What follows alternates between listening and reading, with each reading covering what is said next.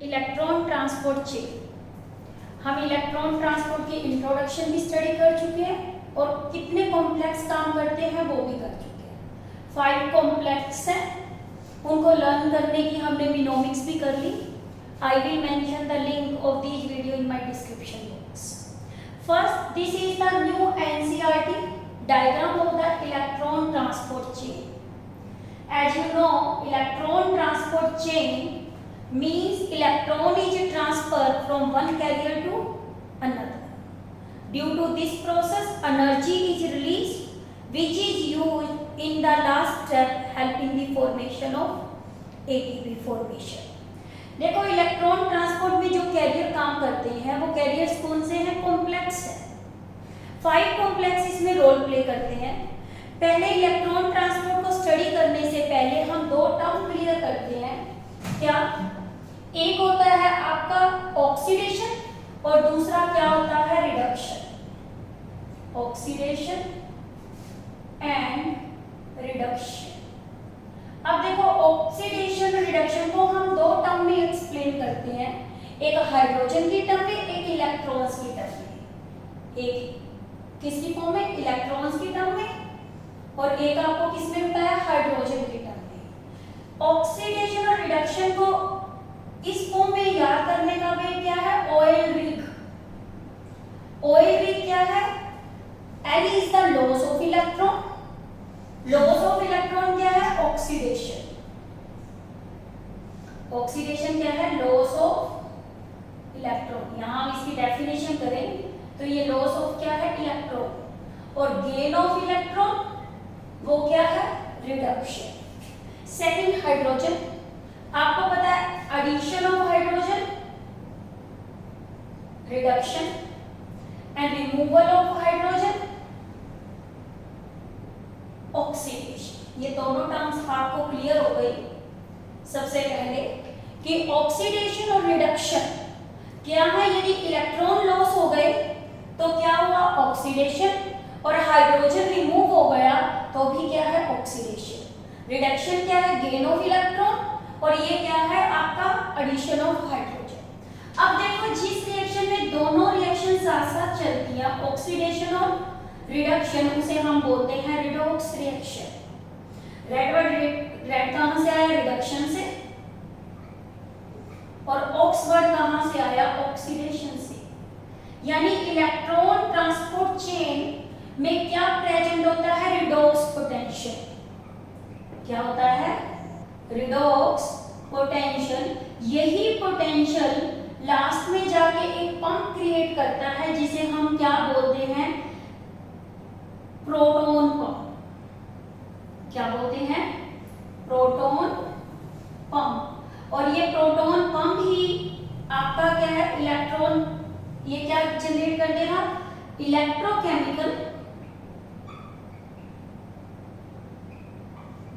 Proton gradient कर दो, और जिसकी वजह से क्या बनेगी? ATP. This is the final step of the aerobic respiration. अब देखो, ऑक्सीजन ना ग्लाइकोलिसिस में अभी तक यूज हुई, ना क्रैब साइकिल में। अब जो ऑक्सीजन है वो लास्ट एक्सेप्टर होता है एरोबिक रिएक्शन का, और ये सबसे ज्यादा इलेक्ट्रॉन एक्टिव है। ये इलेक्ट्रॉन को क्या करता है? रिसीव करता है, और रिसीव करके और लास्ट में जाके वाटर बनाने में क्या करता है? हेल्प। देखो, इलेक्ट्रॉन ट्रांसपोर्ट चेन है वो 5 कॉम्प्लेक्सेस की बनी हुई है। This is the diagram of electron transport chain. It is the matrix of mitochondria, it is the inner mitochondrial membrane, it is the inter membrane space, या इसे inter membrane हम क्या बोलते हैं? पोटेंशियल। अब देखो, इसके अंदर मैं ये डायग्राम को थोड़ा सा आपको कोरिलेट करूं, किसके साथ? माइटोकॉन्ड्रिया की स्ट्रक्चर के साथ। ये वाला किसका है? आपका माइटोकॉन्ड्रिया। माइटोकॉन्ड्रिया की कितनी मेम्ब्रेन्स होती है? 2 membrane. One is the outer membrane, second is the inner membrane. This is, और अंदर वाला पार्ट जो प्रेजेंट है उसे हम क्या बोलते हैं? मैट्रिक्स। क्या बोलते हैं? मैट्रिक्स। अब आपको नजर आ रहा है ये मैट्रिक्स, ये आउटर मेम्ब्रेन है। आउटर मेम्ब्रेन यहाँ प्रेजेंट है इस साइड, और दोनों मेम्ब्रेन मेम्ब्रेन के बीच में क्या है, इंटरमेम्ब्रेन स्पेस। ये इंटरमेम्ब्रेन क्या है, स्पेस है। और ये कौन सी मेम्ब्रेन है, इनर मेम्ब्रेन। इनर मेम्ब्रेन के ऊपर जो फोल्डिंग्स लगी हुई है उसे हम क्या बोलते हैं, क्रिस्टी। और क्रिस्टी के ऊपर जो स्ट्रक्चर लगी हुई है उसे हम क्या बोलते हैं, ऑक्सीसोम्स।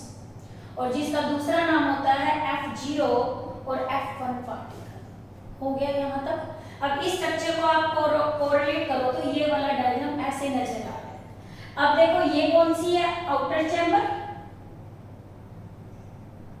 और मैट्रिक्स होती है वो कौन सी होती है, इनर चैम्बर। हो गया यहाँ तक। अब देखो सबसे पहले आपको पता है इसका कॉम्प्लेक्स नंबर 1 है। आपको याद करने का भी बता दिया था, NADH सबसे ज्यादा ATP बनाता है, 3 ATP 1 NADH। तो सबसे पहले कॉम्प्लेक्स कौन सा होता है, NADH डीहाइड्रोजनेज कॉम्प्लेक्स। और इसे NADH क्यों क्या बोलते हैं, साथ में रिडक्टेज, क्योंकि हाइड्रोजन का जो रिमूवल हो गया तो ये क्या बन गया, रिडक्टेज। सेकंड आपको पता है कॉम्प्लेक्स है वो कौन सा है, सक्सिनेट डीहाइड्रोजनेज, और इसका नाम क्या है, सक्सिनेट क्यू रिडक्टेज कॉम्प्लेक्स। और ये कॉम्प्लेक्स नंबर कौन सा है, सेकंड। इन दोनों के बीच में जो कॉम्प्लेक्स प्रेजेंट है वो कॉम्प्लेक्स कौन सा है, थर्ड, बीच में मैंने बताया था B और C1। और इनको कनेक्ट करने का काम कौन करेगा, FES। इसे क्या बोलते हैं, cytochrome BC1 complex, third complex. It is also called cytochrome C reductase. यानी कि 3 इसके अंदर रिडक्टेज है, ठीक है, जो हाइड्रोजन को क्या करते हैं, रिमूव करते हैं। अब देखो इसके बाद लास्ट वाला जो फोर्थ है, सेकंड लास्ट, ये साइटोक्रोम C क्या है, ये भी क्या है आपका C ऑक्सीडेज। यहाँ पे रिडक्टेज नहीं आएगा, साइटोक्रोम C आपका ये क्या होता है, ऑक्सीडेज।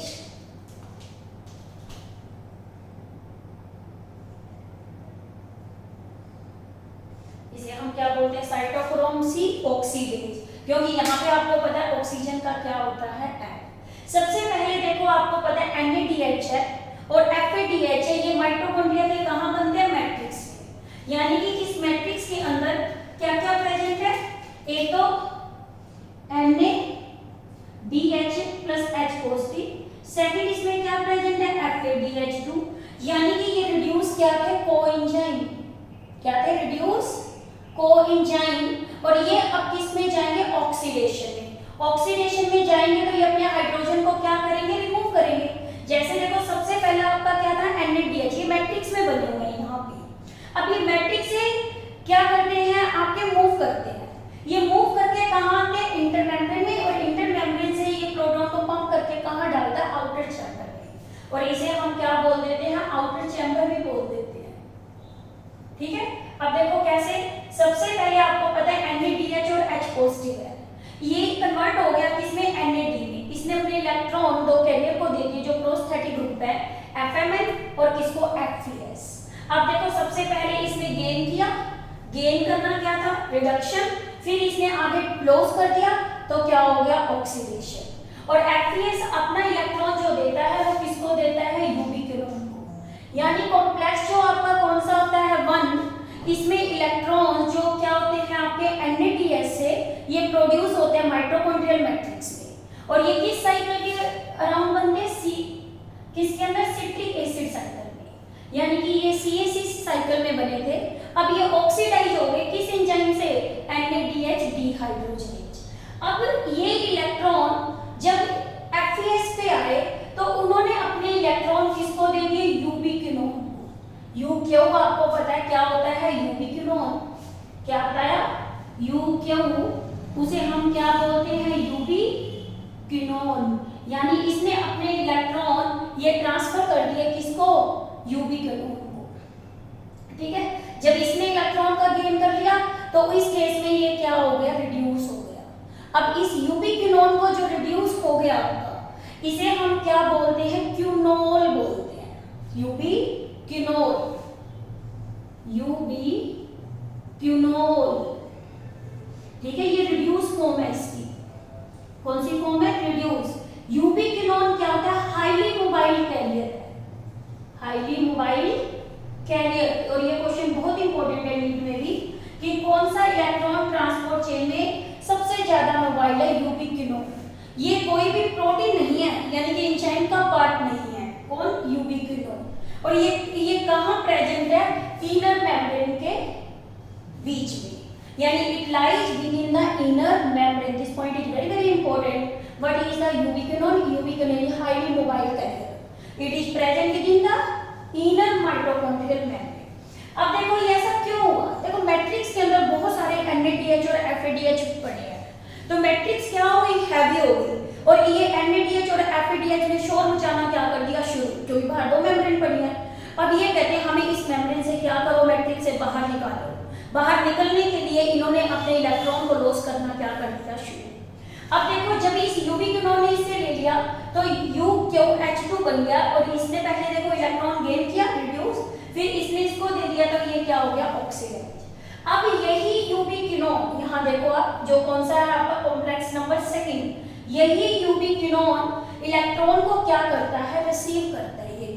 ये भी रिसीव करेगा रिड्यूसिंग इक्विवेलेंट, और ये किसके थ्रू? ये करता है FADH2 के थ्रू.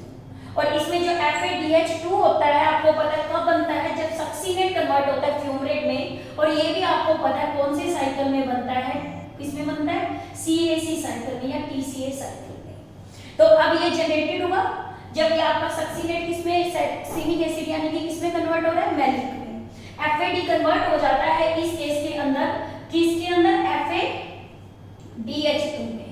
ठीक है, FADH2 में जब ये कन्वर्ट होता है तो अब ये FADH2 यहाँ से अपने इलेक्ट्रॉन लेगा, और इस इलेक्ट्रॉन को लेने के बाद ये यहाँ पे एक एरो लगा दे, इसने किसको दे दिया?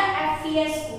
आप ध्यान दो, इसमें भी FES सेंटर था और फर्स्ट वाले में भी था. पहले वाले में FM था, फ्लेविन मोनोन्यूक्लियोटाइड. सेकंड वाला कौन सा है? FAD, flavin adenine dinucleotide. दोनों ने FES को दिया और दोनों ने किसको दे दिया? यूबिक्विनोन को. यूबिक्विनोन रिड्यूस हो गया. अब देखो इस यूबिक्विनोन ने अपना इलेक्ट्रॉन किसको दिया? साइटोक्रोम. किसको दिया? साइटोक्रोम C1 को. किसकी हेल्प से? साइटोक्रोम B1 की हेल्प से. और ये वाला कॉम्प्लेक्स जो आपका काम करता है, ये कॉम्प्लेक्स नंबर आपका कौन सा होता है? 3rd. Point to be noted कि जो आपको बताया क्या? रिड्यूस यूबिक्विनोन था, ये रिड्यूस फॉर्म है इसकी. कौन सी फॉर्म है? रिड्यूस. अब इसने अपने इलेक्ट्रॉन किसको दे दिए? C1 को. किसको दे दिए? किसकी हेल्प से? B की हेल्प से. यानी कि ये रिड्यूस फॉर्म अब यहाँ पे जाके वापस क्या हो गई? ऑक्सीडाइज्ड. बोलो समझाई? यूबिक्विनोन पहले तो इसने इलेक्ट्रॉन को गेन किया, वो रिड्यूस हो गया, फिर इसने लॉस कर दिया तो क्या हो गया? ऑक्सीडाइज. ऑक्सीडाइज करके ये किस पे आ गया? C1. यहाँ तक हो गया. अब देखो यूबिक्विनोन इलेक्ट्रॉन तो C1 को दे रहा है, बट अपने प्रोटॉन ये ट्रांसफर कर रहा है कहाँ? आउटर चैम्बर में. किसमें ट्रांसफर कर रहा है? आउटर चैम्बर के अंदर. और यहाँ से ये दोनों से जब ट्रांसफर करता है तो 4 प्रोटॉन को ये क्या कर रहा है? ट्रांसफर कर रहा है. हो गया यहाँ तक. फिर देखो अब आपको पता है इसके बाद जब साइटोक्रोम C1 पे आ गया, अब कॉम्प्लेक्स काम करेगा कौन सा? कॉम्प्लेक्स नंबर 4, जिसे हम क्या बोलते हैं? Cytochrome C oxidase. ये साइटोक्रोम C ऑक्सीडेज वाला कॉम्प्लेक्स है, तो यहाँ भी एक मोबाइल कैरियर है. ये मोबाइल कैरियर कौन है? Cytochrome C. बट ध्यान दो ये इनर मेम्ब्रेन पे नहीं present, but outer side of inner membrane में प्रेजेंट है. क्या बताया? जो साइटोक्रोम क्या होता है आपका? C. साइटोक्रोम C ये स्मॉल प्रोटीन कैरियर है. स्मॉल प्रोटीन कैरियर कहाँ प्रेजेंट है? Outer surface of inner membrane, वहां प्रेजेंट है. अब देखो इसने इलेक्ट्रॉन रिसीव कर लिए, और इसने इलेक्ट्रॉन कहां से रिसीव किए? C1 से. C1 में रिसीव करने के बाद ये अपना किसको देता है? कॉम्प्लेक्स 4 को देता है, जिसे साइटोक्रोम C क्या बोलते हैं? ऑक्सीडेज. हो गया यहाँ तक कि जो हमारा साइटोक्रोम C ऑक्सीडेज है कॉम्प्लेक्स, ये क्या करता है? इलेक्ट्रॉन को रिसीव करेगा C1 से. किसकी हेल्प से? साइटोक्रोम C की हेल्प से. और ये मूव करके आ जाता है साइटोक्रोम A3 पे.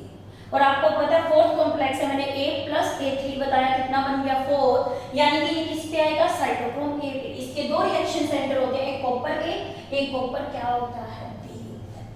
क्या बताया? एक कॉपर A और दूसरा आपको क्या बताया? Copper B.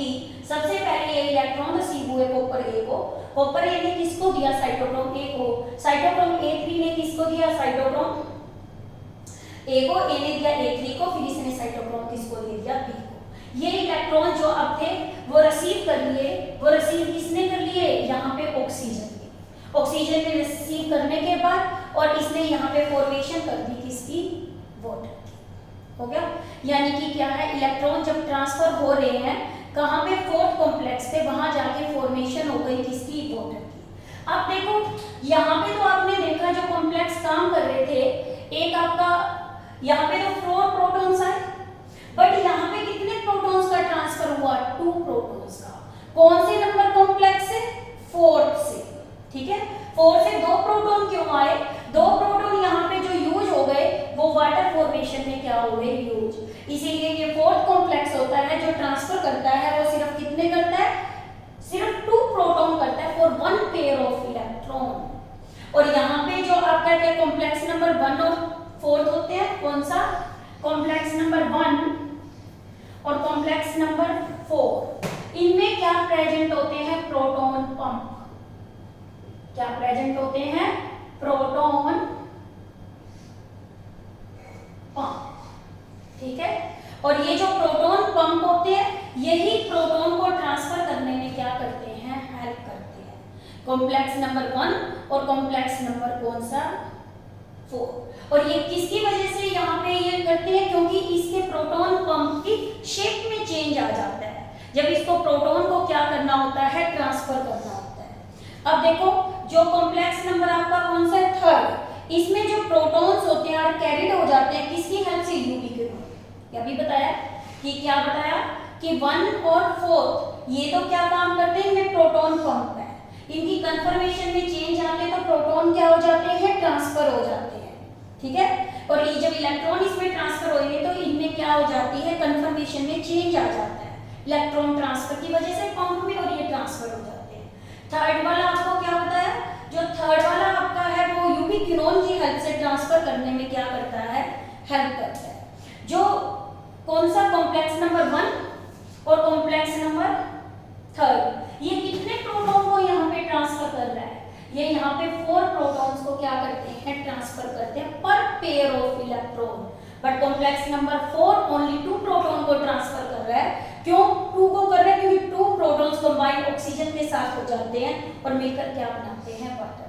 अब देखो ये सारे जो मॉलिक्यूल्स मैंने कहा था शोर मचा रहे हैं किसके अंदर, मैट्रिक्स में। अब ये यहाँ से उठ के ये प्रोटॉन कहाँ गए, आउटर चैम्बर में।